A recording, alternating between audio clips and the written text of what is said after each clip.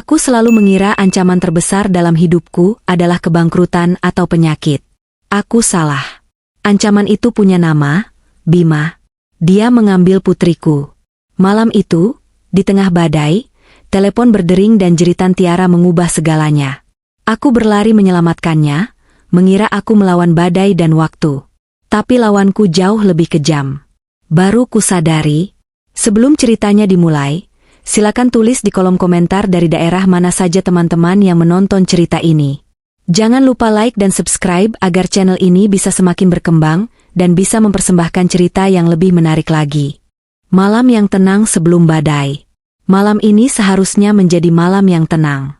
Aku, Indira, seharusnya duduk di ruang kerjaku, meninjau laporan keuangan kuartal terakhir. Aku adalah wanita yang membangun bisnisku dari nol. Aku terbiasa dengan kendali. Aku mengendalikan rapat, aku mengendalikan investasi, aku mengendalikan hidupku. Tapi malam ini, aku tidak memegang kendali apapun. Di luar, badai terburuk dalam 10 tahun terakhir sedang mengamuk. Angin menderu-deru seperti raungan binatang buas yang terluka, menghantam jendela-jendela rumahku yang besar dan kokoh. Hujan turun begitu deras, lebih mirip dinding air yang solid daripada tetesan. Dan tentu saja, listrik padam sejak 1 jam yang lalu. Rumahku gelap gulita, kecuali cahaya redup dari ponselku yang baterainya tinggal 15%. Aku bolak-balik di ruang tamu, mengabaikan sofa kulit mahal dan karya seni yang biasanya kunikmati. Generator darurat di rumah ini bisa saja kunyalakan. Tapi aku tidak peduli. Rasa dingin di ruangan itu tidak ada apa-apanya dibanding rasa dingin yang menusuk di dadaku. Kecemasan ini bukan karena badai. Ini tentang Tiara. Putriku satu-satunya. Ponsel di tanganku terasa berat dan tidak berguna. Sejak sore tadi, aku mencoba menghubunginya. Panggilanku langsung masuk ke kotak suara. Pesanku, puluhan jumlahnya, hanya menunjukkan 1 centang abu-abu. Tidak terkirim. Tiara, kamu di mana? Nak, setidaknya kabari ibu kamu aman. Sayang, badainya semakin besar. Apa kamu di rumah? Apa Bima menjagamu? Tiara, angkat teleponnya. Ibu khawatir. Aku tahu kenapa dia tidak menjawab. Atau lebih tepatnya, aku tahu siapa penyebabnya. Bima. Nama itu terasa seperti racun di lidahku. Aku ingat hari pertama Tiara membawanya pulang. 6 bulan yang lalu.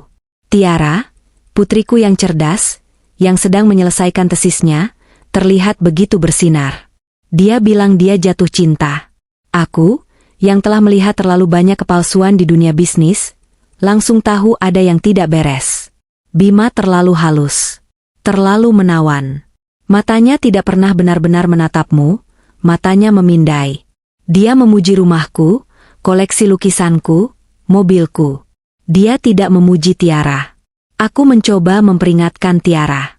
Sayang, kataku hati-hati suatu makan malam, ibu hanya merasa dia terlalu tertarik pada apa yang kita miliki, bukan pada siapa dirimu. Tiara marah. Ibu selalu begini. Ibu tidak percaya aku bisa membuat keputusan sendiri. Ibu pikir semua pria hanya mengejar uang ibu. Pertengkaran itu adalah pertengkaran terbesar kami. Sebulan kemudian, Tiara, yang baru saja hamil 2 bulan, pindah dari rumah ini untuk tinggal bersama Bima di apartemen kecil sewaan. Dia bilang dia ingin mandiri. Mandiri. Kata itu menyakitiku. Aku membesarkannya sendirian setelah ayahnya meninggalkan kami dengan tumpukan utang. Aku bekerja siang malam agar Tiara tidak pernah merasakan apa yang kurasakan. Aku membangun kerajaan ini untuknya. Dan sekarang, dia menyerahkan dirinya pada pria yang jelas-jelas hanya parasit. Aku tahu Bima tidak punya pekerjaan tetap. Aku tahu dia punya utang judi. Aku menyewa seorang investigator swasta, Fadli, 2 bulan lalu. Laporannya mengkonfirmasi semua ketakutanku. Bima adalah penipu ulung yang mencari mangsa kaya. Dan mangsanya sedang hamil tua. Gemuruh guntur mengguncang rumah, membuat bingkai foto di dinding bergetar. Foto Tiara saat wisuda SMA, tersenyum lebar memegang pialanya. Ya Tuhanku, dia baru berusia 22 tahun. Rasa cemas itu semakin mencekik. Ini bukan hanya firasat buruk. Ini adalah kepastian yang mengerikan. Sesuatu yang sangat salah sedang terjadi. Jika saja Tiara mau mendengarkan. Jika saja dia tidak dibutakan oleh cinta. Aku mencoba meneleponnya sekali lagi. Masih kotak suara. Aku mondar-mandir lebih cepat. Apa yang harus kulakukan? Haruskah aku menerobos badai ini ke apartemennya? Tapi aku bahkan tidak tahu apakah dia ada di sana. Bima sering membawanya pergi berhari-hari, meminjam uang dari teman-teman Tiara di belakangku. Aku melihat ke jam dinding yang mati. Sekitar pukul 8 malam. Tiara seharusnya sudah meneleponku. Dia tahu aku khawatir soal badai. Dia selalu meneleponku, bahkan setelah pertengkaran terburuk kami. Fakta bahwa dia tidak menelepon berarti dia tidak bisa. Dan itu hanya bisa berarti satu hal. Bima menghalanginya. Rasa dingin di dadaku berubah menjadi kemarahan yang panas. Beraninya dia mengambil putriku dan membahayakannya. Membahayakan cucuku, dalam kondisi seperti ini. Aku meraih tasku, memutuskan. Aku akan ke apartemennya. Aku tidak peduli dengan badai. Aku tidak peduli jika harus mendobrak pintu. Aku baru saja akan melangkah menuju pintu depan, saat suara itu memecah keheningan badai. Itu bukan suara ponselku. Itu adalah suara telepon rumah. Telepon kuno yang tersambung kabel di meja kerjaku, yang kusimpan hanya untuk keadaan darurat. Jantungku serasa berhenti berdetak. Hanya ada satu orang selain aku yang masih mengingat nomor telepon itu. Tiara. Telepon di tengah badai. Aku berlari melintasi ruang tamu yang gelap, hampir tersandung kursi. Tanganku gemetar hebat saat aku meraih gagang telepon. Hening sejenak, hanya ada suara statis dan deru angin di latar belakang. Halo, suaraku serak. Ibu. Itu dia. Tapi itu bukan suara Tiaraku. Itu adalah bisikan yang pecah, gemetar, dan penuh rasa sakit. Suara seseorang yang nyaris tidak bisa bernapas. Tiara. Ya Tuhan, nak, kamu di mana? Apa yang terjadi? Kepanikan langsung mencengkeramku. Ibu, aku kedinginan. Dia terisak, dan aku bisa mendengar giginya bergemeletuk hebat. Tolong selamatkan bayiku. Jantungku serasa diremas. Bayiku? Apa dia sudah melahirkan? Di mana kamu? Sayang? Bilang sama ibu, kamu di mana? Aku berteriak ke telepon, seolah suaraku bisa menembus badai dan menariknya pulang. Apa kamu di rumah sakit? Apa kamu di apartemen? Enggak. Dia terisak lagi, lebih keras.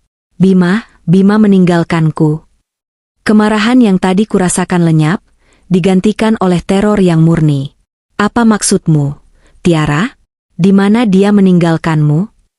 Di halte bus di Jalan Kenanga, dekat jembatan. Dia menjelaskan lokasinya dengan terbata-bata. Jalan Kenanga? Itu daerah industri yang sepi, apalagi di malam badai seperti ini. Sakit sekali, ibu, perutku sakit sekali. Ya Tuhan. Dia sedang dalam proses melahirkan. Sendirian. Di halte bus. Di tengah badai. Ibu datang, sayang. Ibu datang sekarang. Bertahanlah, Tiara. Jangan tutup matamu. Kamu dengar ibu? Aku sudah berlari ke pintu, menjepit gagang telepon di antara bahu dan telingaku sambil berjuang mengenakan sepatu bot. Dia bilang aku penghalang. Suara Tiara semakin lemah. Siapa? Sayang? Bima? Dia bilang, ayahnya gak akan setuju, ada wanita lain. Dia mendorongku keluar dari mobil. Bajingan itu. Dia tidak hanya meninggalkannya. Dia mencampakkannya. Dia mencampakkan putriku yang sedang hamil tua di tengah badai untuk mati. Darahku terasa mendidih sekaligus membeku. Ibu di jalan, Tiara. Ibu akan panggil ambulans. Enggak ada sinyal, ibu, tolong. Dan tiba-tiba, suaranya berubah. Bisikan kesakitan itu berubah menjadi jeritan. Itu bukan jeritan kesakitan karena melahirkan. Itu adalah jeritan teror yang paling murni yang pernah kudengar. Jeritan seseorang yang melihat sesuatu yang mengerikan. Tiara, ada apa? Aku berteriak panik. Di latar belakang, aku mendengar suara lain. Suara benturan keras, seperti pintu mobil dibanting. Lalu suara decitan ban yang dipaksakan di jalan yang basah. Dia kembali. Ibu, tolong. Aarg. Jeritan itu terpotong. Lalu aku mendengarnya. Suara yang akan menghantuiku selamanya. Suara debuman yang tumpul dan basah. Seperti sesuatu yang berat menghantam, sesuatu. Tiara, aku menjerit sekuat tenaga. Tiara, jawab ibu. Nak? Tidak ada jawaban. Hanya suara statis. Lalu, sambungan terputus. Telepon mati. Aku berdiri terpaku di kegelapan selama 5 detik. Gagang telepon masih menempel di telingaku. Hening. Hanya suara hujan yang mencambuk jendela. Jeritan itu. Debuman itu. Dia kembali. Bima kembali. Dan dia menyakiti putriku. Aku tidak lagi merasakan apa-apa. Tidak ada rasa takut pada badai. Tidak ada kepanikan. Yang ada hanya satu ruangan kosong yang sangat dingin di dalam diriku, dan di tengah ruangan itu, ada api yang baru saja menyala. Aku menjatuhkan gagang telepon. Aku tidak mengambil tasku. Aku tidak mengambil jaketku. Aku menyambar kunci mobilku dari mangkuk di dekat pintu. Aku membuka pintu depan dan berlari ke garasi. Badai menyambutku dengan ganas. Angin hampir membuatku terjatuh. Hujan langsung membasahi rambut dan pakaianku dalam hitungan detik. Aku tidak peduli. Aku masuk ke mobil SUV-ku, menyalakannya. Lampu depan menyorot dinding air di depanku. Pikiranku bekerja cepat, jernih, dan tajam. Jalan kenanga. Dekat jembatan. Aku tahu tempat itu. Sekitar 20 menit dari sini dalam cuaca normal. Malam ini, bisa jadi 1 jam. Aku memundurkan mobil, ban berdecit di lantai garasi. Aku menekan tombol untuk membuka gerbang otomatis. Pikiranku berputar. Jeritan itu. Debuman itu. Apa dia menabraknya? Apa dia mengambilnya? Apa bayinya? Aku menolak untuk memikirkannya. Satu-satunya pikiranku adalah, temukan dia. Dan jika Bima masih ada di sana saat aku tiba, aku akan membunuhnya dengan tangan kosong. Aku menginjak pedal gas, mobilku menerobos kegelapan, menerjang badai yang mengamuk. Aku hanya punya satu tujuan. Selamatkan Tiara. Selamatkan cucuku. Dan buat Bima membayar atas apa yang telah dilakukannya. Aku tidak tahu bahwa malam itu barulah permulaan. Aku tidak tahu bahwa jeritan Tiara di telepon bukanlah akhir dari kengerian itu, tapi awal dari sebuah mimpi buruk yang akan membawaku ke tempat tergelap yang bisa dibayangkan seorang ibu.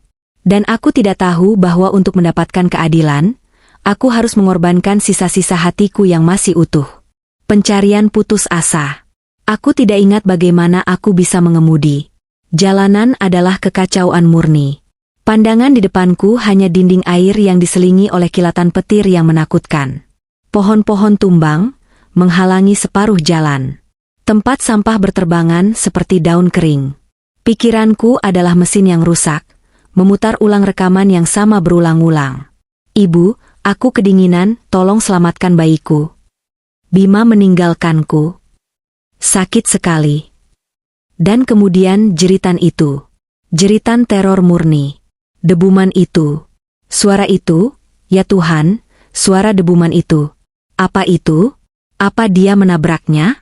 Apa Tiara tertabrak mobil lain? Atau Bima kembali dan... Tidak. Aku tidak bisa memikirkannya. Jika aku memikirkannya, aku akan berhenti di tengah jalan ini dan tidak akan pernah bergerak lagi. Aku menginjak pedal gas lebih dalam. Mobil SUV-ku yang berat terasa oleng di atas air yang menggenang. Aku tidak peduli. Aku mencoba menelepon polisi sambil tetap menyetir. Satu tangan disetir, satu tangan memegang ponsel. Panggilannya gagal. Gagal lagi. Sinyal mati total. Sialan, aku melempar ponselku ke kursi penumpang. Aku sendirian dalam hal ini. Butuh waktu 45 menit untuk perjalanan yang seharusnya 20 menit. Aku hampir menabrak tiang listrik yang roboh. Tapi akhirnya, aku melihatnya. Papan nama jalan yang miring dan nyaris patah, Jalan Kenanga. Area ini adalah kuburan di malam hari, bahkan tanpa badai. Gudang-gudang gelap yang menjulang tinggi di kedua sisi jalan. Tidak ada satupun lampu yang menyala. Tidak ada kehidupan. Hanya aku dan badai. Jantungku berdebar begitu kencang hingga terasa sakit di dadaku. Tiara, aku mulai berteriak, meskipun aku tahu dia tidak mungkin mendengarku dari dalam mobil. Aku ingat instruksinya, dekat jembatan. Aku melihat jembatan itu di kejauhan, siluet gelap di atas sungai yang meluap. Aku memperlambat laju mobil, mataku memindai kegelapan di sebelah kiri. Ada satu halte bus. Aku berhenti. Aku menyalakan lampu jauh. Kosong. Hanya bangku logam basah dan poster iklan yang robek. Jantungku mencelos. Apa aku salah dengar? Aku melaju pelan. 100 meter lagi, ada halte bus kedua. Aku menyorotnya dengan lampu. Kosong juga. Tidak. Tidak mungkin. Dia bilang di sini. Rasa putus asa yang dingin mulai merayapi kemarahanku. Air mata panas mulai mengaburkan pandanganku. Tidak, aku tidak boleh menangis. Aku harus menemukannya. Lalu aku melihatnya. Halte ketiga. Tepat sebelum jalan menanjak menuju jembatan. Dari kejauhan, aku sudah tahu ini tempatnya. Salah satu panel kaca di sisi halte itu pecah berkeping-keping, serpihannya berkilauan di aspal yang basah. Aku menghentikan mobilku di tengah jalan, membiarkan mesin tetap menyala. Lampu depan menyorot langsung ke halte itu seperti lampu panggung dalam sebuah drama yang mengerikan. Aku melompat keluar dari mobil. Hujan langsung menusuk kulitku seperti ribuan jarum es. Tiara, aku berlari ke halte. Pemandangan pertama yang kulihat adalah bangku logam itu. Dan di atas bangku itu, tersangkut di salah satu pegangan logam yang bengkok, ada sesuatu. Selembar kain. Itu adalah selimut bayi. Selimut rajut berwarna kuning pucat yang kubelikan untuknya bulan lalu. Selimut yang dia bilang akan dia gunakan untuk membawa bayinya pulang dari rumah sakit. Selimut itu basah kuyup, berlumpur, dan robek di satu sisi. Tidak, Ida, tidak. Aku bergumam, tanganku meraih selimut itu. Selimut itu dingin sekali. Mataku bergerak liar, memindai. Lalu aku melihatnya. Di bawah bangku. Di atas beton abu-abu yang tergenang air hujan. Ada genangan yang lebih gelap. Warnanya merah kehitaman. Air hujan yang mengalir deras dari atap halte mencoba menghapusnya, menyebarkannya menjadi aliran encer yang mengerikan. Tapi aku tahu apa itu. Darah. Begitu banyak darah. Kekuatan di kakiku hilang. Aku jatuh berlutut di trotoar yang basah, tepat di samping genangan darah itu. Tanganku terulur, gemetar, jari-jariku melayang beberapa inci di atasnya, seolah aku bisa merasakan apa yang terjadi hanya dengan menyentuhnya. Putriku ada di sini. Dia berdarah di sini. Jeritan yang kutahan sejak di rumah, akhirnya meledak keluar dari paru-paruku. Itu bukan suara manusia. Itu adalah raungan kesakitan dan kehilangan yang paling dalam, suara seekor induk yang anaknya telah direnggut. Badai menelan suaraku. Aku di sana, berlutut dalam genangan air dan darah putriku, memegang selimut bayinya yang robek. Berapa lama aku di sana? 1 menit? 10 menit? Aku tidak tahu. Tiba-tiba, sebuah pikiran tajam menembus kabut kesedihanku. Di mana dia? Aku bangkit. Aku harus bangkit. Aku menyalakan senter ponselku, layarnya sudah retak karena ku banting tadi. Cahayanya lemah, tapi cukup. Tiara, aku berteriak lagi, suaraku parau. Aku mencari di belakang halte, di semak-semak berduri yang basah. Tidak ada. Aku menyorotkan lampu ke selokan yang dalam di pinggir jalan, airnya mengalir deras seperti sungai kecil. Tidak ada apa-apa. Dia tidak ada di sini. Darahnya ada di sini. Selimut bayinya ada di sini. Tapi Tiara dan cucuku lenyap. Bima.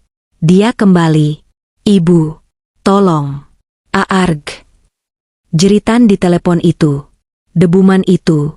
Dia kembali. Dia tidak hanya meninggalkannya. Dia kembali untuk mengambilnya. Atau untuk membungkamnya. Pikiran itu membuatku mual. Aku memegang tiang halte untuk menahan diri agar tidak muntah. Dia mengambilnya. Setelah dia apa? Setelah dia melahirkan? Apa darah ini? Darah persalinan? Atau darah karena kekerasan? Aku tidak tahu mana yang lebih buruk. Saat itulah, di puncak keputusaasaanku, aku melihat cahaya biru berkedip di kejauhan, memantul di jalanan yang basah. Polisi. Sebuah mobil patroli berhenti di belakang SUV-ku. Dua petugas berseragam keluar, wajah mereka lelah dan basah kuyup. "Ibu," salah satu dari mereka berseru, menghampiriku. "Ibu baik-baik saja?" Kami mendapat laporan ada yang berteriak. Aku pasti terlihat seperti orang gila. Basah kuyup dari kepala sampai kaki, gemetar hebat, berlumuran lumpur, dan berdiri di sebelah genangan darah. "Putri saya," aku berhasil berkata. Suaraku pecah. "Putri saya diculik." Aku mencoba menjelaskan. Ceritanya terdengar gila, bahkan di telingaku sendiri. Telepon di tengah badai. Suara gemetar. Halte bus. Bima. Jeritan. Darah. Petugas yang lebih tua terlihat skeptis. Tapi petugas yang lebih muda melihat darah itu dan wajahnya mengeras. "Ibu Indira, kan?" kata petugas yang lebih tua, sepertinya dia mengenaliku. "Tolong, tenang dulu." "Tenang?" aku berteriak. "Putri saya sedang melahirkan. Dia ditinggalkan di sini. Pacarnya mengambilnya. Lihat darah ini, lihat selimut ini." Petugas itu mengangguk, berbicara ke radionya. Dia meminta ambulans, tapi diberitahu semua unit tertahan badai. Dia meminta tim forensik, tapi mereka tidak akan bisa sampai badai reda. Mereka menelepon ke semua rumah sakit di kota. Tidak ada pasien yang masuk atas nama Tiara. Tidak ada laporan penemuan bayi. Mereka memperlakukan ini sebagai tempat kejadian perkara yang membingungkan. Orang hilang, mungkin. Kekerasan dalam rumah tangga, mungkin. Tapi aku tahu apa ini. Ini adalah awal dari sesuatu yang jauh lebih gelap. Petugas itu bersikeras mengantarku pulang. "Tidak ada lagi yang bisa ibu lakukan di sini," katanya lembut. "Kami akan menutup area ini. Kami akan mencari pacarnya. Ibu harus pulang dan mengeringkan badan." Aku membiarkan mereka membawaku. Aku duduk diam di kursi belakang mobil patroli yang berbau kopi basi dan hujan. Aku melihat halte bus itu menjauh saat kami pergi. Tekapku. Tempat di mana hidupku berakhir dan hidupku yang baru dimulai. Saat kami tiba di rumahku, petugas itu memberiku kartu nama. "Kami akan hubungi ibu segera setelah ada kabar." Aku mengangguk, mati rasa. Aku masuk rumahku yang gelap dan kosong. Generator belum kunyalakan. Aku tidak peduli. Aku berjalan ke kamar mandi, tidak menyalakan lampu. Aku berdiri di depan cermin, tapi aku tidak bisa melihat bayanganku. Aku hanya melihat wanita yang gagal melindungi putrinya. Tapi saat aku berdiri di sana, meneteskan air berlumpur ke lantai marmerku yang mahal, rasa dingin itu mengeras. Mati rasa itu berubah menjadi baja. Polisi akan mencari orang hilang. Aku akan mencari seorang pembunuh. Aku mengambil ponselku yang retak. Baterainya tinggal 2%. Aku menekan panggilan cepat. "Fadli," bisikku saat panggilannya tersambung. "Ini Indira. Aku butuh bantuanmu. Sekarang." Rahasia keluarga Bima. Fajar menyingsing di atas kota yang porak-poranda. Badai telah berlalu, menyisakan langit yang pucat dan keheningan yang menakutkan. Kehancuran ada di mana-mana. Dahan-dahan pohon berserakan seperti tulang belulang, kabel-kabel listrik menjuntai rendah, dan jalanan dipenuhi puing-puing. Itu tidak ada apa-apanya dibandingkan dengan kehancuran di dalam diriku. Aku tidak tidur. Aku duduk di ruang kerjaku, mengenakan pakaian kering, memegang cangkir kopi yang sudah dingin. Aku sudah mandi air panas, tapi aku masih merasa kedinginan. Rasa dingin itu datang dari dalam. Pukul 7 pagi, aku berada di kantor polisi. Tempat itu kacau balau. Laporan kerusakan properti, orang hilang karena badai, dan kecelakaan lalu lintas menumpuk di meja mereka. Aku duduk di depan seorang detektif yang tampak lelah, namanya Detektif Aryo. Aku menceritakan kembali kisahku. Kali ini, dengan tenang. Tanpa air mata. Aku menceritakan setiap detail dari panggilan telepon Tiara. Aku menceritakan tentang Bima. Aku memberikan foto Bima dan Tiara. Detektif itu mengangguk, mengetik dengan 2 jari di komputernya. "Baik, Bu Indira. Kami sudah mengirim petugas ke alamat Bima. Kami juga sedang melacak plat nomor mobilnya. Tapi, sejujurnya..." Dia berhenti, menatapku dengan tatapan kasihan. "Cerita ini, sedikit rumit. Anda yakin putri Anda tidak mungkin dia dan pacarnya bertengkar? Dia melahirkan di suatu tempat, dan mereka kabur bersama. Kemarahan yang dingin menusukku. Kabur? Dengan meninggalkan genangan darah dan selimut bayinya di halte bus di tengah badai? Setelah meneleponku dan menjerit ketakutan? Apakah itu terdengar seperti kabur bagi Anda, detektif? Dia menghela napas. Kami akan menyelidikinya sebagai kasus orang hilang berisiko tinggi. Tapi dengan sumber daya yang terbatas pasca badai, ini akan butuh waktu. Waktu. Sesuatu yang tidak kumiliki. Aku berterima kasih padanya dengan kaku dan berjalan keluar dari kantor polisi. Aku tahu saat itu juga bahwa polisi tidak akan menemukannya. Mereka terlalu lambat, terlalu birokratis. Mereka melihat seorang ibu kaya yang histeris. Mereka tidak melihat apa yang kulihat. Aku masuk ke mobilku dan langsung menelepon Fadli lagi. Aku sudah meneleponnya pukul 5 pagi tadi. Aku di kantormu dalam 10 menit. Kataku, suaraku datar. Kantor Fadli berada di ruko tua yang sederhana. Sangat kontras dengan kantor-kantor mewah yang biasa kusinggahi. Fadli sendiri adalah pria berusia 40-an, kurus, pendiam, dengan mata yang sepertinya melihat segalanya. Dia mantan polisi yang keluar karena muak dengan birokrasi. Dia adalah investigator swasta terbaik dan paling mahal di kota ini. Bu Indira, sapanya, membukakan pintu. Kantornya hanya berisi meja, 2 kursi, dan lemari arsip yang penuh.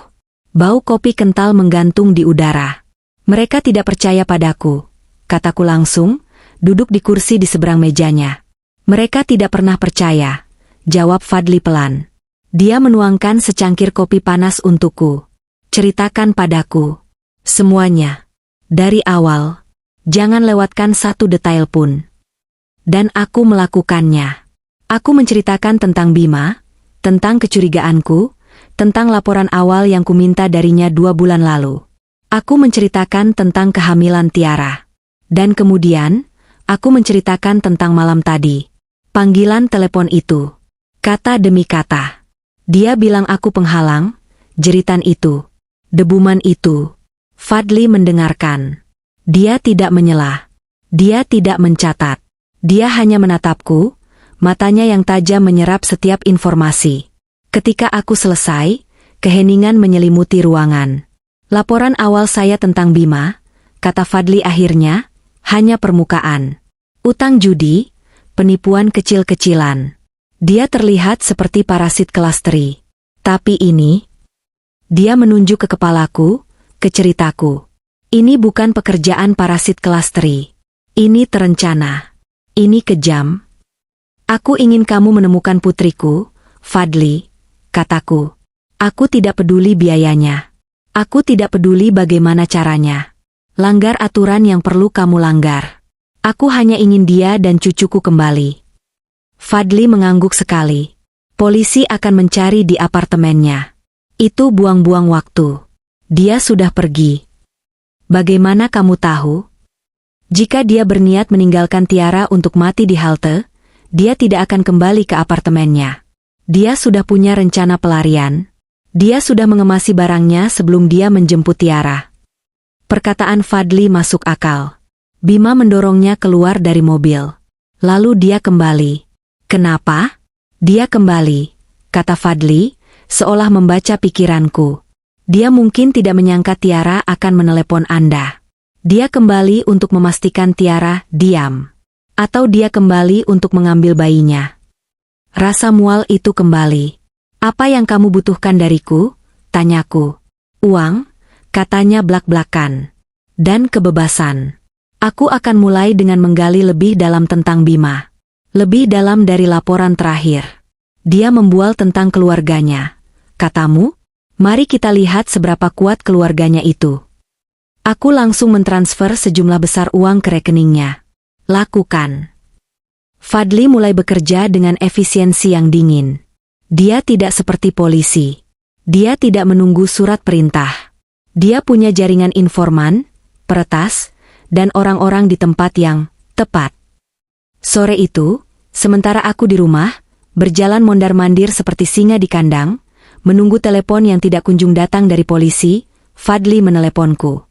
Bu Indira. Saya di depan apartemen Bima. Seperti dugaan saya, kosong. Tetangga bilang dia pergi terburu-buru kemarin sore. Sendirian. Dia membawa 2 koper besar. Sebelum badai mulai. Ini mengkonfirmasi teoriku. Ini sudah direncanakan. Tapi itu bukan alasan saya menelepon, lanjut Fadli. Suaranya tegang. Saya menggali tentang keluarganya. Dan saya menemukan sesuatu. Aku berhenti berjalan. Apa? Nama? Bima, itu samaran. Nama aslinya Bima Wijaya Pranata. Pranata. Nama itu bergema di kepalaku. Aku adalah seorang investor.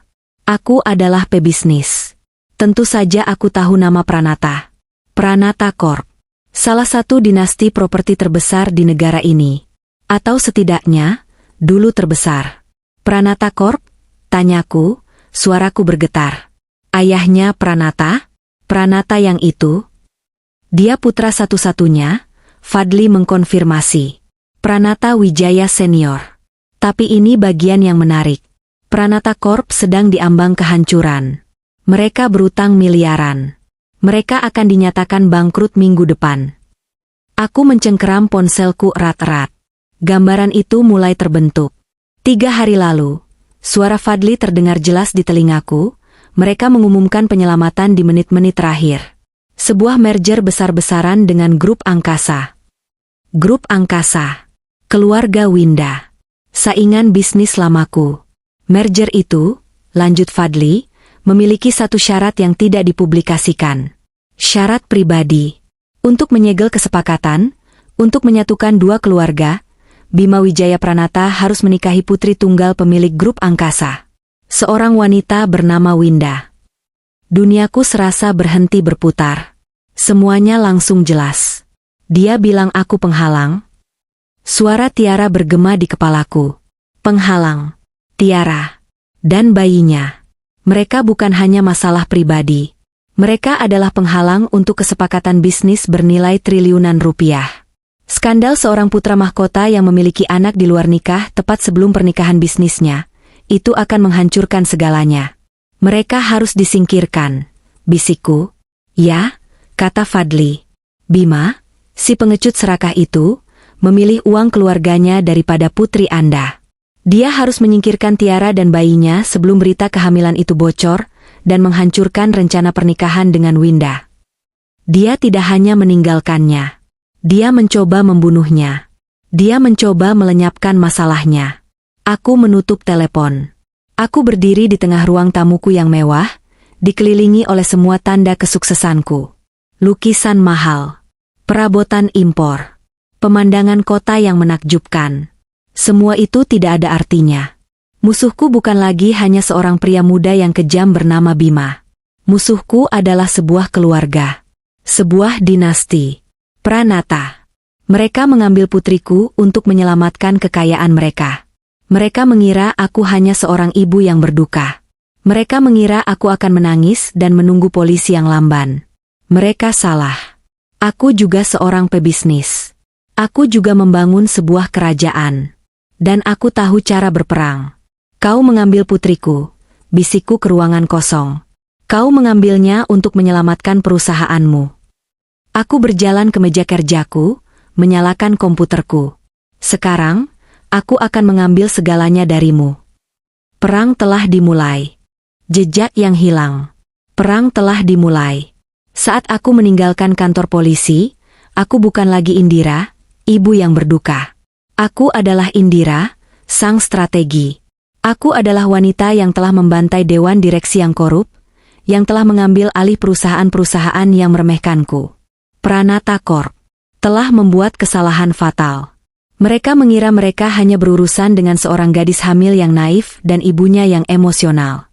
Mereka tidak tahu bahwa mereka baru saja menyatakan perang terhadap seseorang yang memiliki sumber daya dan kemarahan yang setara dengan mereka. Rumahku bukan lagi rumah. Itu adalah ruang perang. Aku segera menelepon Fadli. Suaraku datar, tanpa emosi. Fadli.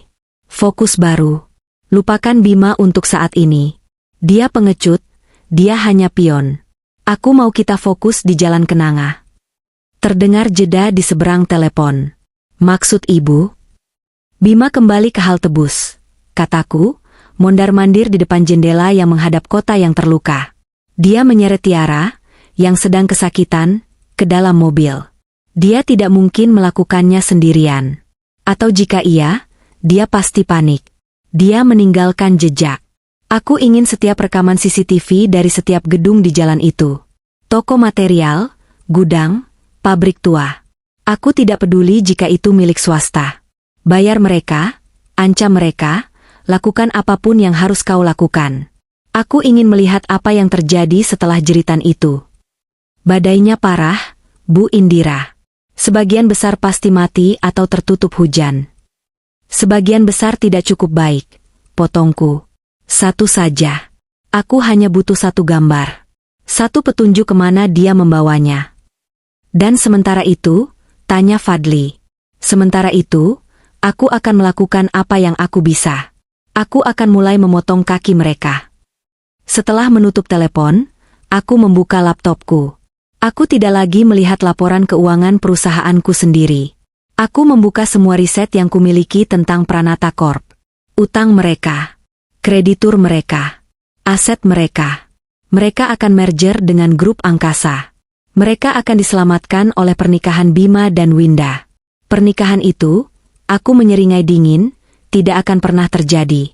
Tapi sebelum aku menghancurkan pernikahan itu, aku akan menghancurkan fondasi mereka.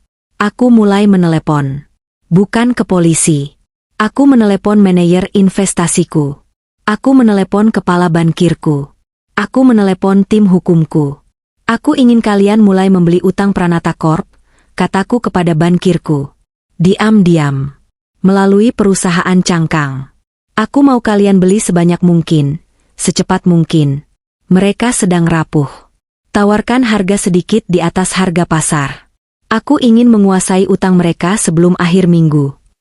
Bu Indira, bankirku terdengar ragu, itu investasi yang sangat berisiko. Mereka diambang kebangkrutan. Aku tidak memintamu untuk berinvestasi, kataku dingin.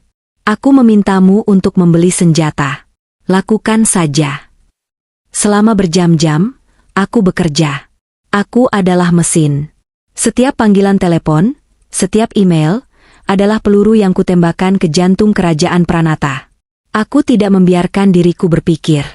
Aku tidak membiarkan diriku merasakan. Karena jika aku berhenti, jika aku membiarkan gambaran darah Tiara di halte bus itu masuk, aku akan hancur. Aku harus tetap bergerak. Pikiran-pikiranku berputar. Apakah Tiara masih hidup? Bima menyeretnya ke mobil. Dia sedang pendarahan. Dia sedang melahirkan. Ya Tuhan, apa dia melahirkan di mobil? Di tengah badai? Dan bayinya cucuku. Apakah dia hidup? Apakah dia selamat dari trauma kelahirannya? Aku mengepalkan tanganku begitu erat, hingga kuku-kuku jariku menancap di telapak tanganku, meninggalkan bekas bulan sabit. Rasa sakit fisik itu membantuku fokus. Fokus. Temukan dia. Matahari sudah mulai tenggelam lagi ketika Fadli menelepon. Aku mengangkatnya pada dering pertama. Aku dapat sesuatu, kata Fadli. Suaranya lelah, tapi ada nada mendesak. Seperti yang ibu duga, CCTV kota mati total. Tapi ada satu toko material kecil di seberang halte. Kamera mereka menghadap langsung ke jalan. Aku harus membayar mahal pemiliknya untuk mendapatkan rekamannya. Kirimkan padaku, perintahku. Kualitasnya mengerikan, Bu. Aku sudah mencoba membersihkannya, tapi badainya hampir mustahil untuk melihat dengan jelas. File video itu masuk ke emailku.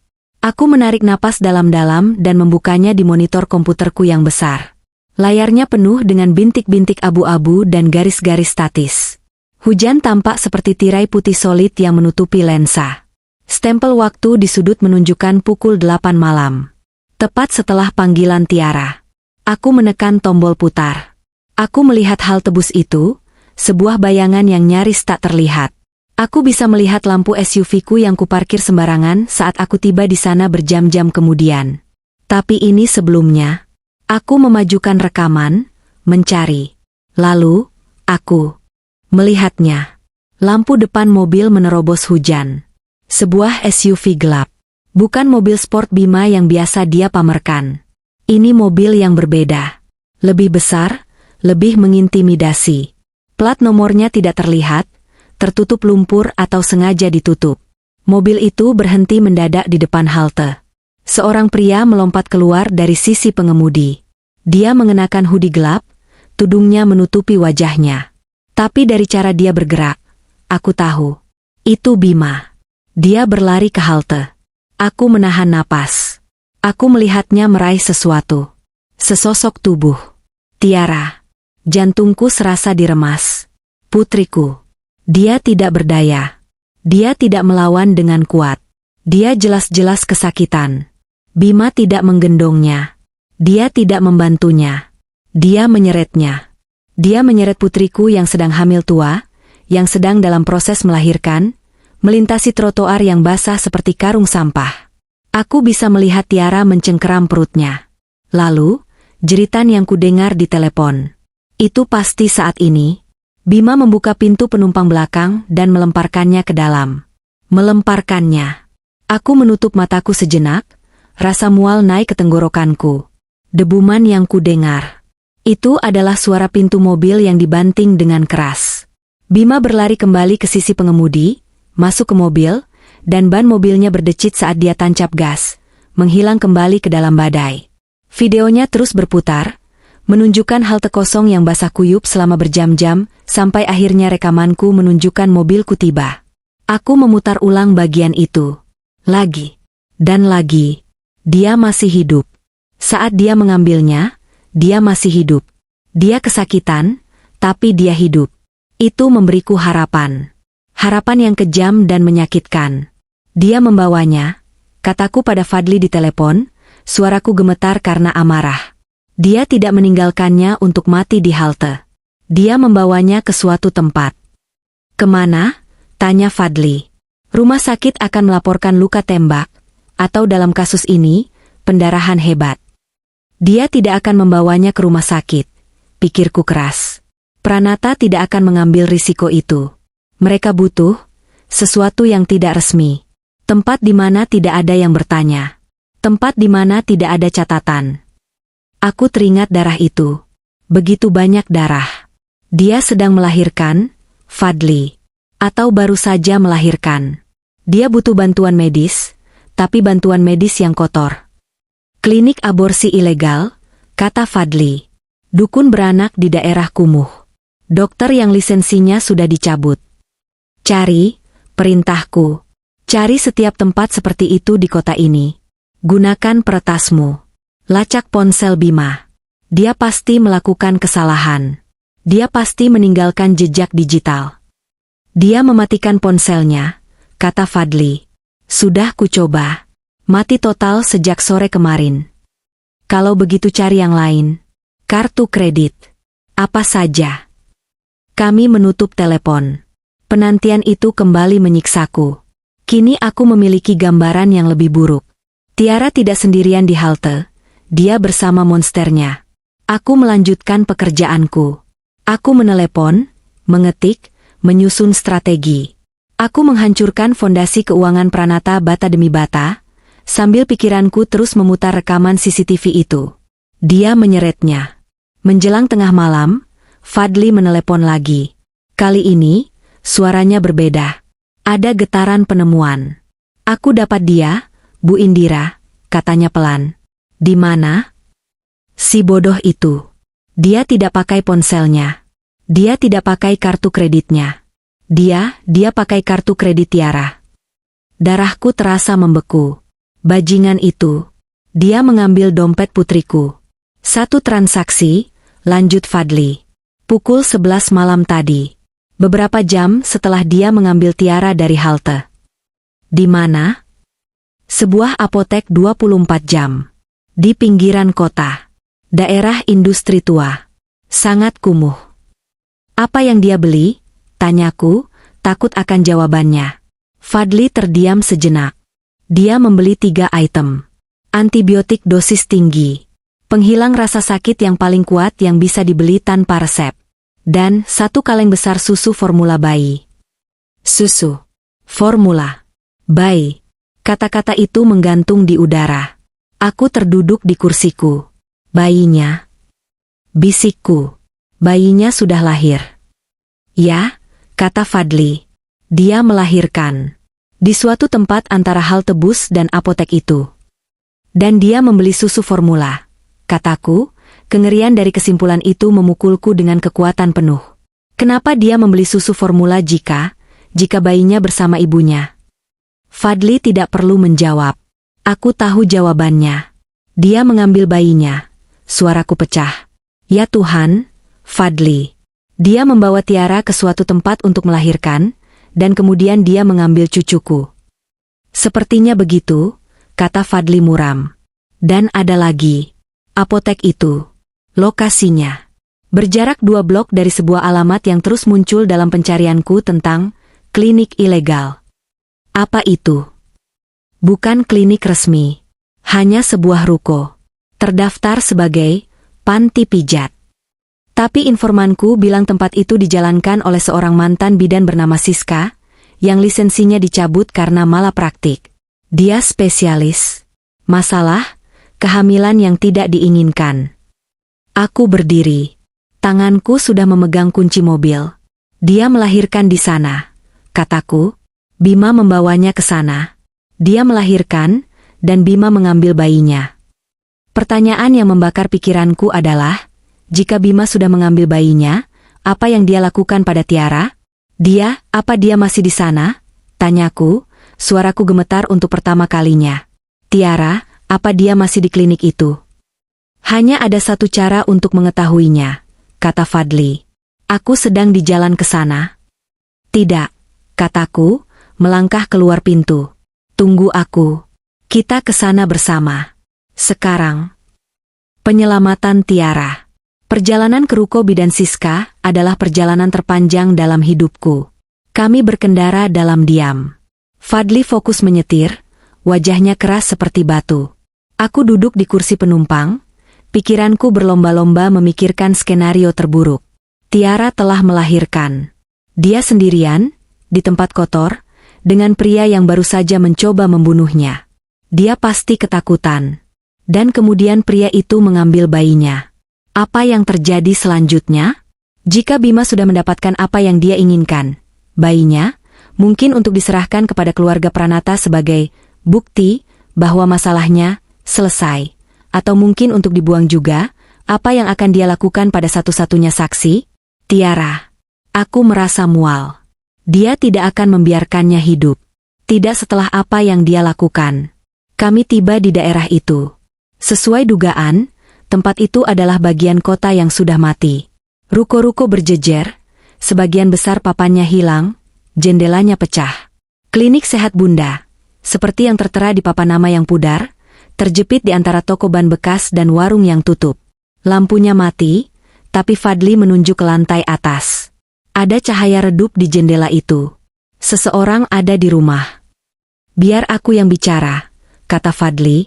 Tidak, kataku. Aku keluar dari mobil. Aku yang akan bicara. Aku tidak mengetuk. Aku menggedor pintu logam itu dengan kepalan tanganku. Buka pintunya. Buka sekarang. Hening. Aku menggedor lagi, lebih keras, mengguncang seluruh pintu. Buka atau aku akan mendobraknya. Akhirnya, aku mendengar suara langkah kaki diseret. Rantai pengaman berderit. Pintu terbuka sedikit, hanya selebar celah. Seorang wanita parubaya yang tampak kelelahan dan ketakutan mengintip keluar. Dia pasti bidan Siska. Kami tutup, katanya, suaranya gemetar. Aku tidak peduli, kataku. Aku menendang pintu itu dengan seluruh kekuatanku. Kakiku mengenai tepat di dekat rantai. Kayu tua itu pecah, rantainya putus, dan pintunya terbuka lebar. Siska menjerit pelan dan mundur. Aku masuk, Fadli tepat di belakangku. Tempat itu persis seperti yang kubayangkan. Bau antiseptik murah, pemutih, dan sesuatu yang lain bau ketakutan. Di mana putriku? Aku mencengkeram kerah baju tidur kotor wanita itu. Tiara. Wanita muda yang kau bantu melahirkan tadi malam. Mata Siska membelalak ngeri. Saya tidak tahu siapa yang Anda maksud. Fadli melangkah maju, dengan tenang menutup dan mengunci pintu di belakang kami. Siska, katanya pelan, suaranya membuat wanita itu semakin gemetar. Kami tahu Bima Pranata ada di sini. Kami tahu dia membawamu seorang wanita muda yang sedang pendarahan. Kami tahu wanita itu melahirkan bayi laki-laki. Mendengar nama Pranata, seluruh sisa warna di wajah Siska terkuras habis. Dia tahu dia dalam masalah besar. Dia sudah pergi. Siska tergagap. Siapa yang pergi? Tanyaku. Bima? Atau Tiara? Dua-duanya. Mereka pergi. Aku mendorongnya. Jangan bohong padaku. Mataku memindai ruangan. Ada ruang periksa kecil di belakang, tirainya tertutup. Aku menyibak tirai itu. Di sana, tempat tidur periksa ginekologi yang sudah tua. Dan di lantai di bawahnya, ada noda gelap yang besar. Seseorang telah mencoba membersihkannya dengan buruk. Darah. Lagi-lagi darah putriku. Dia melahirkan di sini, bisikku, menunjuk ke noda itu. Dia melahirkan di sini, dan kau membiarkannya pergi? Kemana? Siska akhirnya hancur. Dia jatuh terduduk di lantai, menangis histeris. Saya tidak tahu. Saya bersumpah. Pria itu, dia monster. Ceritakan, perintah Fadli, suaranya tidak menyisakan ruang untuk negosiasi. Dengan terisak-isak, Siska menceritakan kisahnya. Bima datang tengah malam, menggendong Tiara yang setengah sadar. Dia melemparkan setumpuk uang ke meja dan berteriak, "Keluarkan bayinya." Tiara dalam kondisi kritis. Dia sudah pendarahan hebat. Bayinya prematur, tapi lahir hidup. Bayi laki-laki. Saya membersihkan bayinya. Siska menangis. Saya membungkusnya dengan selimut. Pria itu, Bima, dia langsung merebutnya. Dia bahkan tidak membiarkan ibunya melihatnya. Lalu apa? Tanyaku, suaraku dingin membekukan. Ibunya, Tiara, dia pingsan setelah melahirkan. Dia kehilangan terlalu banyak darah. Saya bilang pada Bima, dia harus ke rumah sakit, atau dia akan mati. Dan apa katanya? Siska menatapku dengan mata penuh teror. Dia tersenyum. Dia bilang, itu rencananya. Dia bilang saya harus diam. Dia membayarku lebih banyak. Dia bilang dia akan mengurus Tiara. Lantai di bawah kakiku terasa bergoyang. Mengurusnya. Itu rencananya. Dia menyeretnya keluar. Siska melanjutkan. Dia masih tidak sadarkan diri. Dia membawanya kembali ke mobilnya. Dia bilang jika saya bicara, saya akan berakhir di tempat yang sama dengannya. Kemana dia membawanya? Aku mengguncang wanita itu. Dia pasti bilang sesuatu. Kemana dia membawa putriku untuk mati? Saya tidak tahu. Saya bersumpah. Dia tidak bilang. Fadli, yang sejak tadi diam-diam memeriksa meja Siska, tiba-tiba angkat bicara. Dia memegang ponsel Siska. Dia menelepon seseorang saat dia di sini. Kan? Seseorang yang membantunya.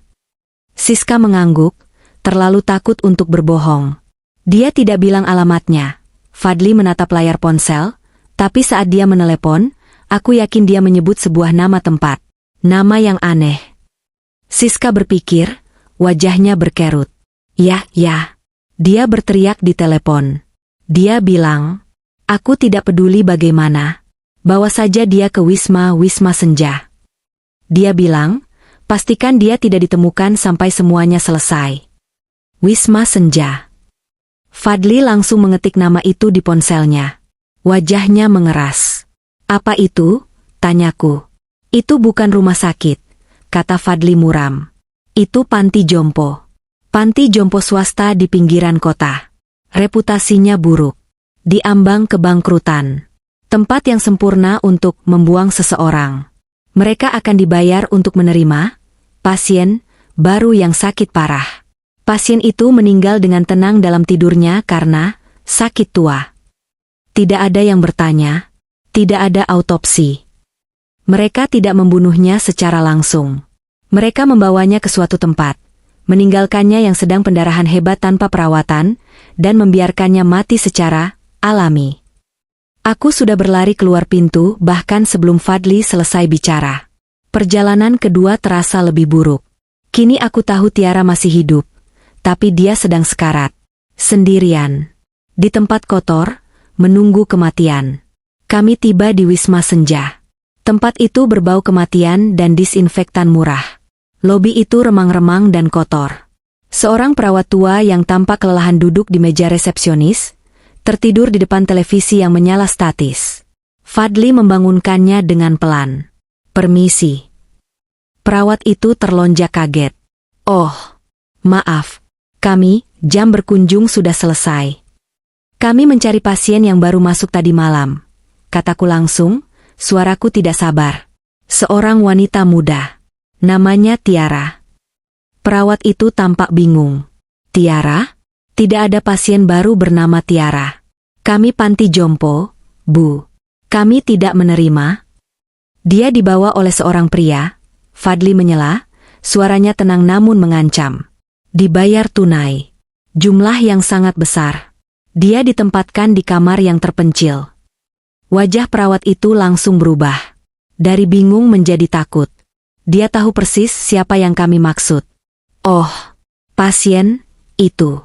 Di kamar 108. Di sayap belakang. Tapi dokter bilang dia tidak boleh diganggu. Dia sedang istirahat." Aku tidak menunggu lagi. Aku berlari menyusuri lorong yang remang-remang.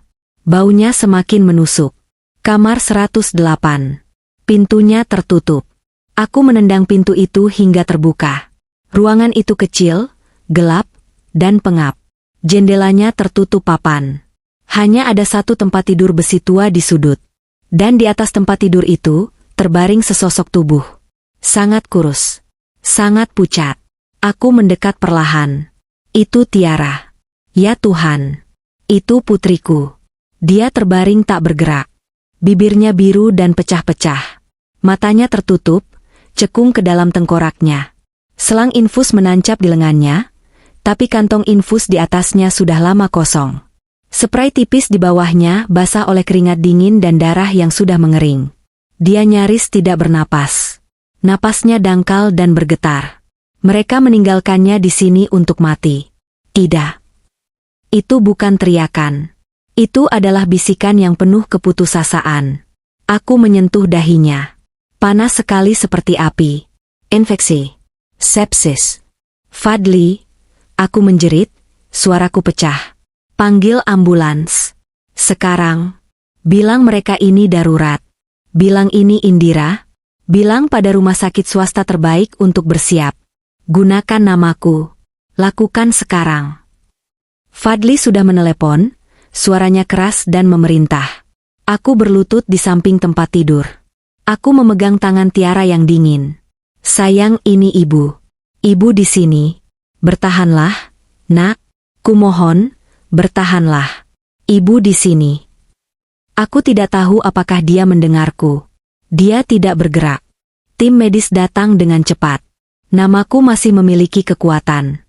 Mereka menyerbu masuk, terkejut melihat kondisi pasien di panti jompo itu. Mereka segera memasang oksigen, infus baru, menyuntikkan sesuatu. Dia sepsis. Pendarahan internal parah pasca melahirkan, kata seorang paramedis. Kita harus segera membawanya ke ruang operasi. Aku tidak melepaskan tangannya. Aku ikut di ambulans. Aku memegang tangannya sepanjang perjalanan, membisikkan kata-kata yang sama berulang-ulang. Bertahanlah. Jangan tinggalkan ibu. Bertahanlah. Di rumah sakit, dunia menjadi kabur. Dokter, perawat, ruang operasi, lampu-lampu yang terang. Tiara dilarikan masuk. Aku ditinggalkan di ruang tunggu yang steril. Fadli menemaniku. Dia membawakanku kopi yang tidak kuminum. Berjam-jam berlalu. Setiap menit terasa seperti seabad. Akhirnya, seorang dokter keluar. Wajahnya lelah, tapi dia tersenyum tipis. "Bu Indira." Aku berdiri, kakiku gemetar. "Dia sangat kuat, putri Anda," kata dokter itu. "Infeksinya parah. Dia kehilangan banyak sekali darah. Pendarahannya hebat. Tapi kami berhasil menghentikannya. Kami berhasil membersihkan infeksinya. Dia akan selamat. Aku jatuh terduduk. Tangisan yang kutahan selama 2 hari terakhir akhirnya meledak. Bukan tangis amarah atau duka. Itu adalah tangisan kelegaan yang begitu dalam hingga terasa menyakitkan. Aku diizinkan menemuinya di ruang pemulihan intensif. Dia masih terbaring tak sadarkan diri. Pucat, tapi tidak lagi pucat seperti mayat. Ada sedikit warna di pipinya. Mesin-mesin di sekelilingnya berbunyi dengan ritme yang stabil. Dia bernapas. Aku duduk di sampingnya. Aku memegang tangannya. Aku tidak tidur. Aku hanya duduk dan menjaganya sepanjang malam. Keesokan paginya, saat sinar matahari pertama masuk melalui jendela, kelopak matanya bergetar. Dia membuka matanya. Matanya yang indah, yang biasanya sangat jernih, kini kabur dan bingung. Dia menatap langit-langit. Lalu dia menoleh padaku. "Ibu?" Suaranya hanya desisan kering. Air mataku kembali mengalir. "Ya, sayang. Ini ibu. Ibu di sini. Kamu aman. Kamu aman sekarang." Dia menatapku, ingatan perlahan kembali ke matanya. Kebingungan itu digantikan oleh sesuatu yang lain. Rasa sakit halt Bima. Ekspresinya berubah ngeri. Dia mencoba bangkit.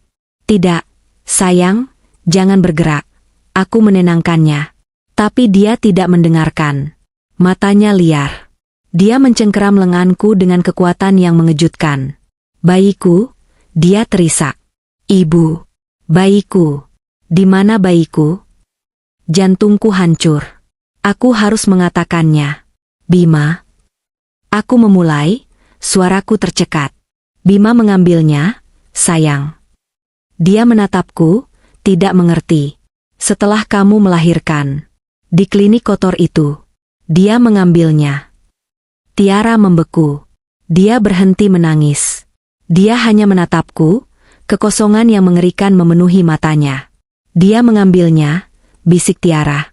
Dia bilang aku tidak pantas. Dia bilang bayinya akan punya kehidupan yang lebih baik tanpaku.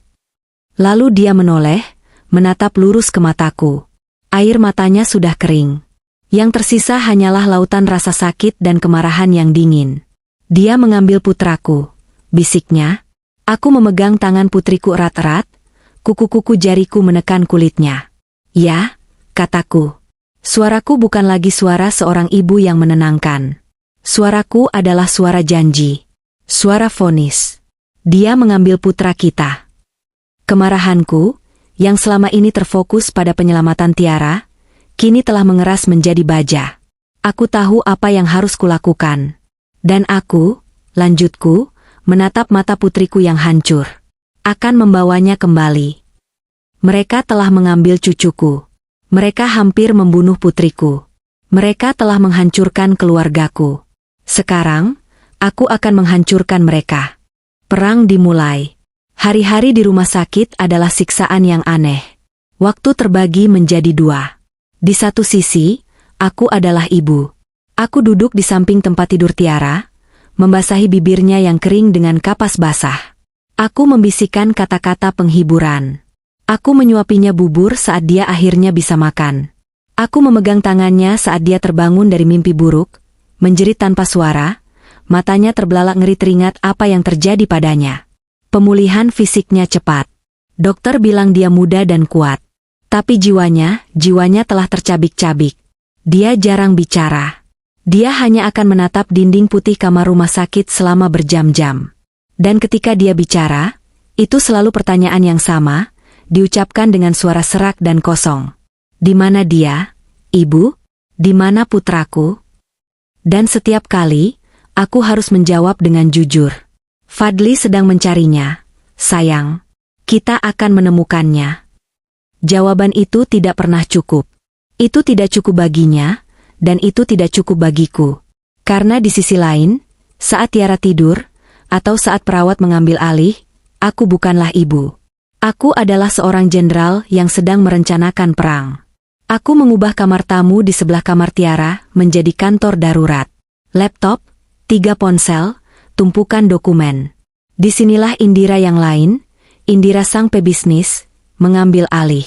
Kemarahanku, yang murni dan panas saat aku menemukan Tiara, kini telah mendingin.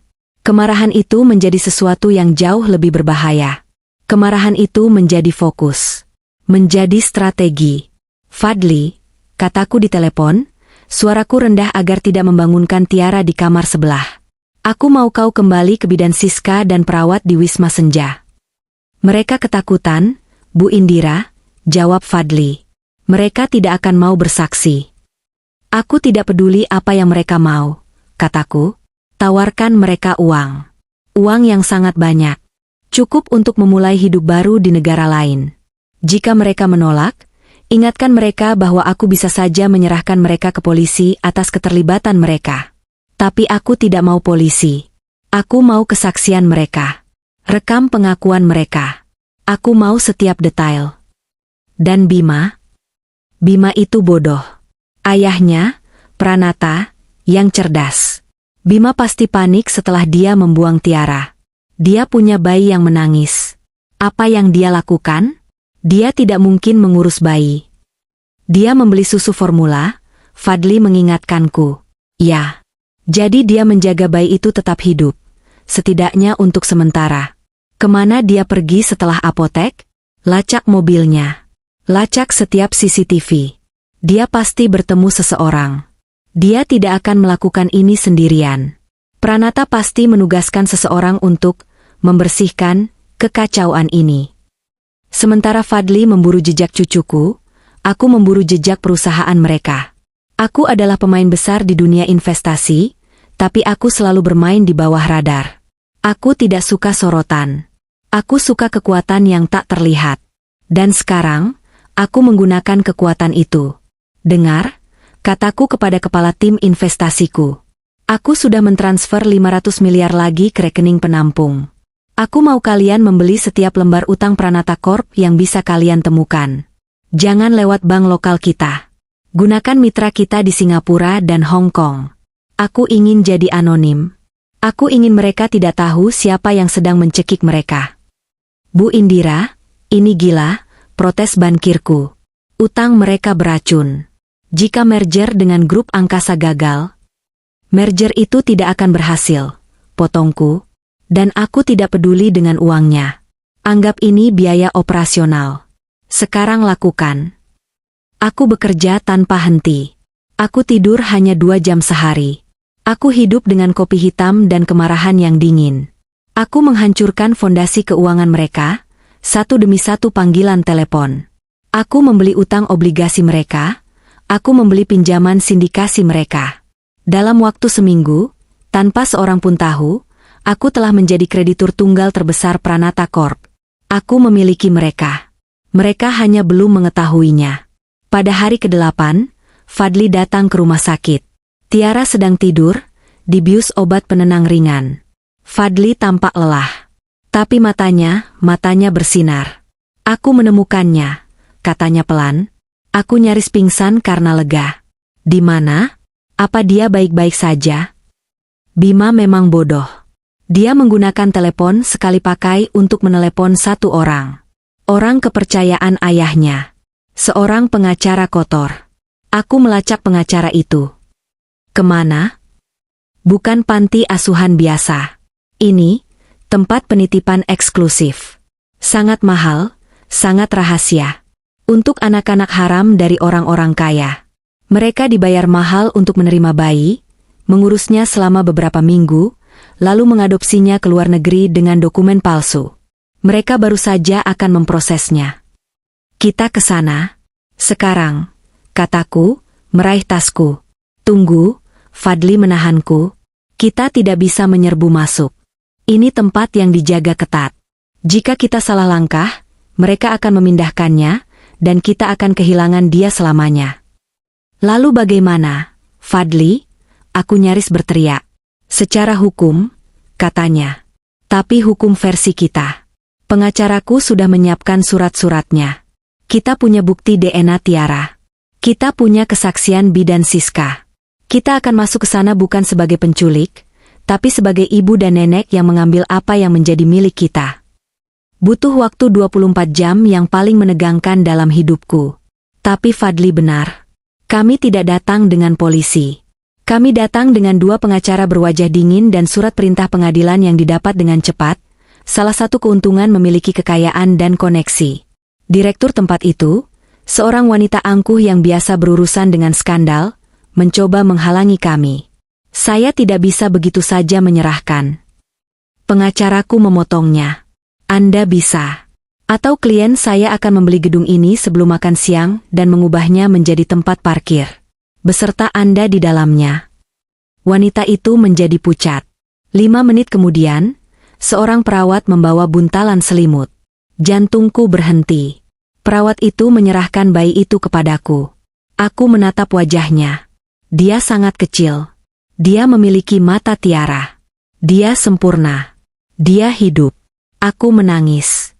Untuk pertama kalinya sejak telepon di tengah badai itu, aku menangis bukan karena amarah atau ketakutan, tapi karena kelegaan yang luar biasa. Arga.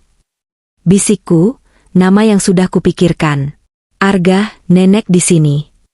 Aku tidak langsung membawanya ke Tiara. Dia terlalu rapuh. Tiara juga masih terlalu rapuh. Aku membawa Arga ke rumahku, yang kini dijaga oleh tim keamanan swasta. Aku menyewa perawat bayi terbaik.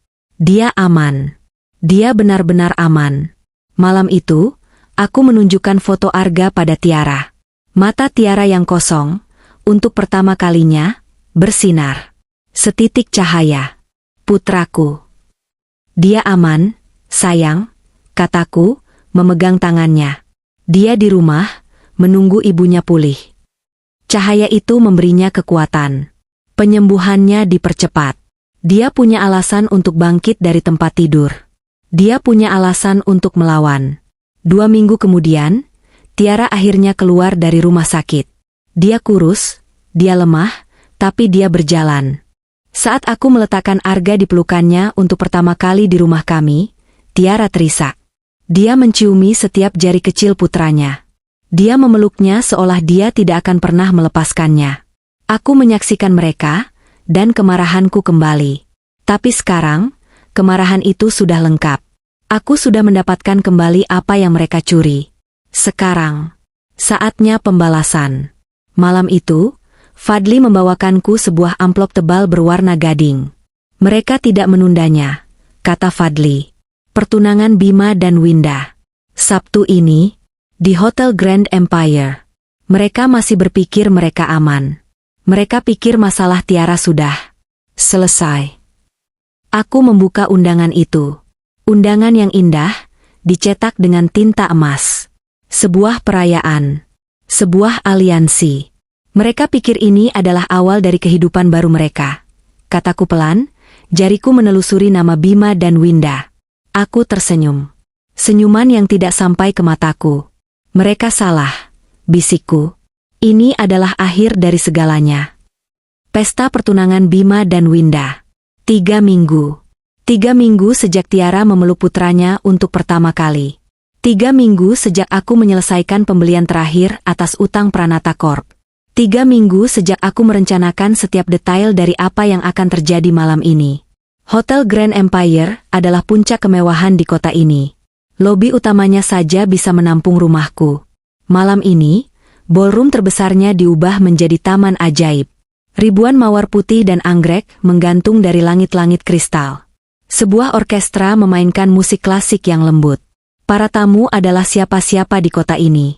Politisi, bankir, sosialita, semuanya mengenakan pakaian terbaik mereka, minum sampanye mahal. Ini adalah pesta untuk merayakan aliansi antara 2 dinasti, Pranata yang babak belur dan grup angkasa yang kuat. Di tengah ruangan, Bima Wijaya Pranata berdiri. Dia tampak seperti pangeran. Setelan jasnya dijahit sempurna. Rambutnya ditata rapi. Dia tertawa, memegang pinggang calon istrinya, Winda. Winda, mengenakan gaun berlian, tersenyum penuh kemenangan. Dia telah mendapatkan pria yang dia inginkan. Di sudut lain, Pranata Senior, ayah Bima, berbicara dengan ayah Winda. Untuk pertama kalinya dalam berbulan-bulan, Pranata Senior terlihat santai. Dia tertawa. Dia telah berhasil. Perusahaannya selamat. Putranya, masalah kecilnya dengan gadis miskin itu, telah ditangani. Dia akan segera memiliki cucu resmi dari Winda. Hidupnya sempurna. Mereka semua merasa aman. Mereka pikir mereka telah menang. Lalu, tepat pukul 9 malam, pintu ballroom utama terbuka. Musik orkestra terhenti sejenak. Beberapa tamu menoleh. Aku melangkah masuk. Aku tidak berteriak. Aku tidak berlari. Aku berjalan dengan langkah yang tenang dan terukur. Aku tidak mengenakan gaun pesta. Aku mengenakan setelan celana panjang berwarna hitam pekat, dijahit sempurna, tajam seperti pisau. Rambutku disanggul rapi. Riasanku minimalis, kecuali lipstik merah darah. Aku bukan tamu. Aku adalah eksekutor. Seluruh ruangan terdiam saat aku berjalan melintasi lantai marmer. Para tamu berbisik. Mereka semua mengenalku. Indira. Investor penyendiri. Wanita besi. Apa yang dia lakukan di sini? Dia tidak diundang. Aku melihat Bima. Matanya bertemu dengan mataku. Senyumnya membeku. Warna di wajahnya menghilang. Dia tahu. Dia tahu persis siapa aku. Pranata senior mengerutkan kening, tidak mengenaliku. Siapa wanita itu? Bisiknya pada seorang ajudan. Winda menatapku dengan tatapan kesal. Siapa wanita yang berani mencuri perhatian di malam pertunangannya? Aku tidak berhenti berjalan sampai aku tiba di kaki panggung kecil tempat orkestra bermain. Pranata senior baru saja akan naik ke panggung untuk memberikan pidato. Aku naik ke panggung lebih dulu. Pemimpin orkestra menatapku bingung. Aku berjalan melewatinya, langsung ke mikrofon di tengah panggung. Selamat malam, suaraku terdengar di seluruh ballroom. Jernih, dingin, dan diperkuat oleh pengeras suara. Pranata senior melangkah maju. Permisi, ini pesta pribadi, keamanan, tolong. Dua penjaga keamanan mulai berjalan ke arahku. Aku tidak akan lama, kataku ke mikrofon, menatap Pranata senior. Aku hanya ingin memberikan hadiah pertunangan. Aku mengeluarkan ponselku. Fadli, yang menyamar sebagai salah satu staf teknisi audio di belakang ruangan, sudah menyambungkan ponselku ke sistem suara utama. 3 minggu lalu, kataku, mataku tertuju pada Bima. Di tengah badai terburuk tahun ini, aku menerima panggilan telepon. Bima mulai gemetar. Dia menggelengkan kepalanya. Tidak. Bisiknya. Aku ingin kalian semua mendengarnya. Kataku. Aku menekan tombol. Putar. Keheningan ballroom yang megah itu dipecahkan oleh suara statis. Lalu, suara putriku, gemetar dan lemah, memenuhi ruangan. Ibu, aku kedinginan, tolong selamatkan bayiku. Para tamu tersentak. Winda menutup mulutnya. Lalu, suara Tiara yang panik. Bima meninggalkanku di halte, sakit sekali. Bima tersandung mundur, menjauh dari Winda. Matikan itu. Matikan. Tapi aku belum selesai. Bagian terburuknya datang. Jeritan teror murni yang menghantuiku setiap malam.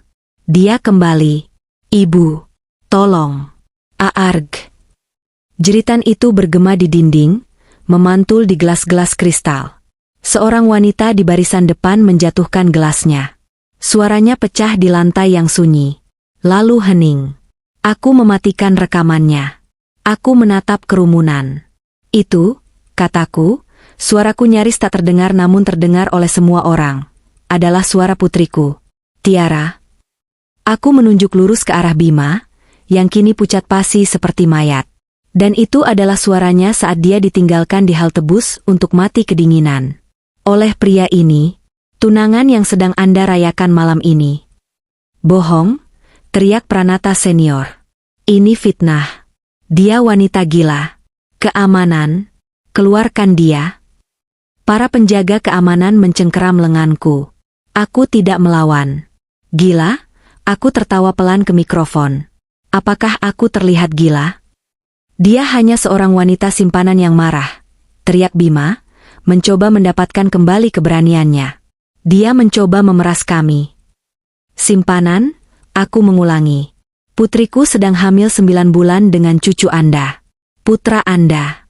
Seorang penghalang, begitu dia menyebutnya. Penghalang bagi merger ini. Penghalang bagi aliansi grup angkasa. Winda dan keluarganya menegang. Mata mereka menatap Bima. Anda ingin bukti? Kataku. Saya membawanya. Aku memberi isyarat kepada Fadli. Layar proyektor raksasa di belakang panggung, yang seharusnya menampilkan foto-foto bahagia Bima dan Winda, tiba-tiba menjadi hitam. Lalu, rekaman CCTV yang buram dari toko material itu muncul. Seluruh ballroom menyaksikan dalam keheningan yang mengerikan saat Bima, dalam hoodie gelapnya, menyeret tubuh Tiara yang lemas melintasi trotoar dan melemparkannya ke bagian belakang SUV. Para tamu terkesiap. Itu tidak cukup, tanyaku. Layar berganti. Video pengakuan bidan Siska, wajahnya diburamkan tapi suaranya jernih. Dia membawanya dalam keadaan pendarahan, dia merebut bayi yang baru lahir. Dia bilang dia akan mengurus ibunya, dia bilang, itu rencananya, dia ingin gadis itu mati. Layar berganti lagi. Pengakuan perawat dari Wisma Senja. Mereka membayarku untuk membiarkannya mati karena pendarahan, dia hampir tidak bernapas saat ditemukan. Wajah Bima hancur. Dia tahu dia sudah selesai. Winda menatapnya dengan jijik. Bima, bisiknya. Apa yang telah kau lakukan? Dia bohong. Itu rekayasa. Bima menjerit, suaranya melengking karena panik. Rekayasa? Tanyaku. Aku memberi isyarat lagi. Sebuah foto muncul di layar. Foto yang jernih. Cucuku, Arga, tertidur lelap di ranjang bayinya yang aman di rumahku. Ini putra mereka, kataku, yang dia ambil dari ibunya yang sedang sekarat dan dia buang ke panti asuhan ilegal, agar bisa diadopsi ke luar negeri. Agar dia bisa berdiri di sini malam ini, bersih, dan menikahi putrimu. Ayah Winda, pemilik grup angkasa, wajahnya merah padam. Dia berjalan ke arah Pranata senior. Kau biarkan ini terjadi? Kau membahayakan nama keluargaku dengan ini? Ini jebakan, teriak Pranata senior. Bukan jebakan, Pranata, kataku, akhirnya memanggil namanya. Ini adalah konsekuensi. Para tamu mulai berhamburan keluar. Ini bukan lagi pesta. Ini adalah tempat kejadian perkara. Wartawan, yang sudah diberitahu oleh Fadli, menyerbu masuk dari pintu belakang, kamera mereka menyala. Bima melihat ke pintu keluar. Dia mencoba lari. Jangan repot-repot, Bima, kataku ke mikrofon. Saat itu juga, pintu utama terbuka lagi. Tapi kali ini bukan aku. Itu adalah detektif Aryo dan 4 petugas polisi berseragam. Mereka berjalan lurus ke arah panggung. Mereka tidak melihatku. Mereka berjalan lurus ke arah Bima Wijaya Pranata. Bima Pranata, kata detektif Aryo, suaranya lantang. Anda ditangkap atas tuduhan percobaan pembunuhan, penculikan, dan membahayakan nyawa anak. Bima tidak melawan. Dia hanya menatapku, matanya penuh kebencian dan kekalahan. Saat mereka memborgolnya, aku berjalan menuruni panggung. Aku berhenti tepat di depan Pranata senior. Dia menatapku, gemetar karena marah.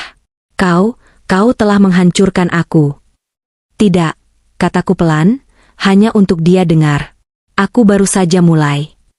Aku berjalan melewatinya, menuju pintu keluar, meninggalkan kekacauan yang telah kubuat. Aku berjalan melewati ayah Winda, yang sedang meneriaki pengacaranya di telepon, membatalkan merger. Aku berjalan keluar dari ballroom, meninggalkan mereka semua dalam kehancuran rencana mereka. Aku belum selesai. Aku telah mengambil kebebasan putranya. Bab selanjutnya, aku akan mengambil perusahaannya. Kejatuhan sang konglomerat. Berita tentang apa yang terjadi di pesta pertunangan itu meledak seperti bom atom. Media melahapnya. Foto Bima yang diborgol, wajah Winda yang pucat karena kaget, dan Pranata senior yang tampak hancur, terpampang di setiap halaman depan surat kabar dan situs berita. Skandal Pranata, cinta, kebohongan, dan percobaan pembunuhan. Putra mahkota Pranata ditangkap di pesta pertunangannya. Merger triliunan rupiah dengan grup angkasa resmi dibatalkan. Dalam 24 jam, saham Pranata Corp, yang sudah goyah, tidak lagi jatuh. Ia hancur lebur. Nilainya menjadi 0. Bagi dunia luar, itu adalah akhir dari dinasti Pranata. Bagi Pranata senior, itu adalah neraka pribadi. Dia mengurung diri di kantornya di lantai atas gedung Pranata Tower. Gedung yang menjadi simbol kekuasaannya. Kini, gedung itu terasa seperti makam. Merger itu batal. Bank-bank yang selama ini menahan napas, kini berbondong-bondong menelepon. Mereka semua meminta utangnya dibayar. Sekarang juga, Pranata bangkrut. Dia tidak hanya kehilangan putranya ke penjara, dia kehilangan segalanya. Tapi ada satu harapan kecil. Pak, kata direktur keuangannya yang setia, wajahnya pucat. Ada satu hal. Semua utang kita yang paling berisiko, pinjaman dari Bank Swiss, obligasi luar negeri, semuanya telah dibeli oleh satu entitas. Pranata mengangkat kepalanya yang sudah beruban. Siapa? Sebuah perusahaan investasi dari Hong Kong. Zenith Capital Holdings. Mereka membeli semuanya minggu lalu. Diam-diam. Pranata tidak mengerti. Kenapa? Saya tidak tahu, Pak. Tapi mereka sekarang adalah kreditur tunggal terbesar kita. Mereka memiliki lebih dari 70% utang kita. Jika mereka memaksa kita bangkrut, kita selesai. Tapi, mereka meminta pertemuan. Pagi ini, di sini. Sedikit harapan muncul di hati Pranata. Mereka mau bernegosiasi, bisiknya. Tentu saja. Mereka tidak mau kita bangkrut total. Mereka ingin mengambil alih, mungkin. Merestrukturisasi. Mereka investor. Mereka ingin uang mereka kembali. Dia merapikan dasinya. Dia menyisir sisa rambutnya. Dia masih seorang Pranata. Dia akan bernegosiasi. Dia akan menyelamatkan sesuatu. Pukul 10 pagi. Ruang rapat utama. Pranata dan 3 orang stafnya yang tersisa duduk di satu sisi meja mahoni raksasa. Mereka menunggu perwakilan dari Zenith Capital Holdings. Mereka membayangkan seorang bankir asing yang dingin. Pintu ruang rapat terbuka. Dan aku masuk. Aku tidak sendirian. Fadli, yang kini bekerja penuh waktu untukku sebagai kepala keamanan aset, berjalan di belakangku. Di sampingku, 2 pengacara termahal di kota. Pranata terlonjak dari kursinya. Wajahnya memerah karena amarah. Kau? Serunya. Apa yang kau lakukan di sini? Ini pertemuan dewan pribadi. Keluar. Selamat pagi, Pranata. Kataku tenang. Aku berjalan melewatinya, menuju kursi utama di ujung meja. Kursi miliknya. Aku duduk di sana.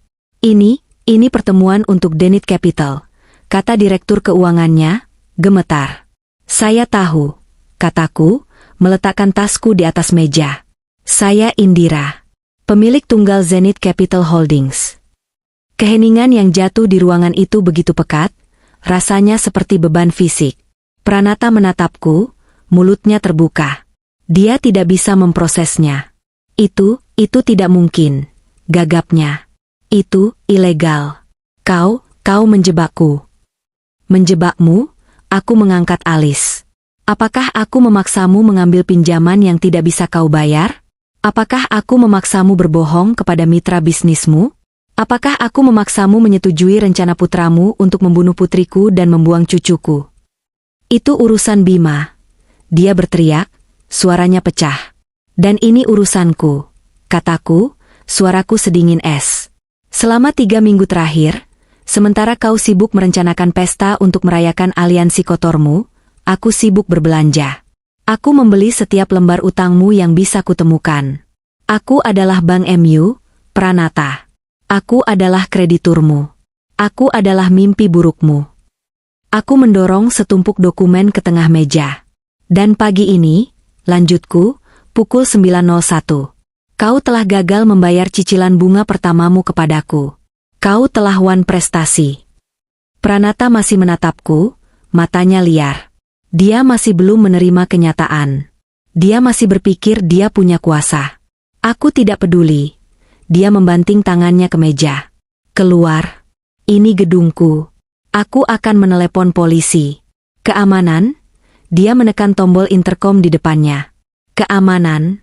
Usir wanita ini dari ruang rapat. Usir dia dari gedungku. Aku tersenyum tipis. Itu senyuman yang menyedihkan. Gedungmu? kataku pelan. Oh, Pranata. Kau benar-benar tidak pernah membaca cetakan kecil di dokumen pinjamanmu, ya? Aku menunjuk ke salah satu dokumen.